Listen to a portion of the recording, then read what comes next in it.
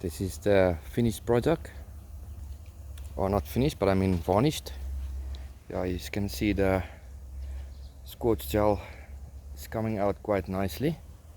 I just made a mistake. The tray was there on the table and I put the sprinkler there, so it got wet and it's untreated wood. So I quickly sanded down around the picture, and then I gave it its first varnish coat.